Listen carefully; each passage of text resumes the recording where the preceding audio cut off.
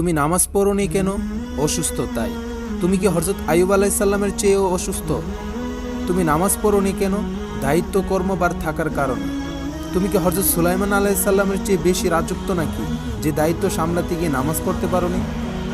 তুমি নামাজ পড়োনি কেন? স্বামীর অত্যাচারের কারণে। তোমার স্বামী কি বিবি আসিয়ার স্বামী ফেরাউনের চেয়েও বেশি অত্যাচারী? তুমি নামাজ পড়োনি কেন? সংসারী কাজকর্মের কারণে। তুমি কি মা ফাতেমার চেয়েও বেশি সংসারী? নামাজ না পড়ার জন্য আল্লাহর কাছে কোনো অজুহাত চলবে না। সমুদ্রে হাবুডুবু খেলেও তখন ওয়াক্ত হলে নামাজ আদায় করতে হবে, কারণ প্রতিটা নিঃশ্বাস প্রশ্বাসের জন্য আমরা আল্লাহর কাছে ঋণী।